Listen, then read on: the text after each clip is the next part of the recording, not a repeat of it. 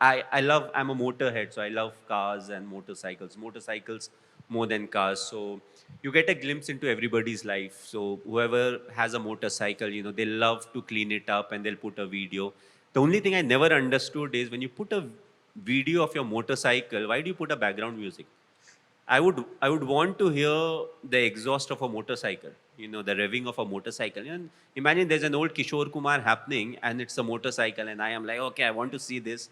You switch the volume on and then you realize, there's no exhaust note, it's something else.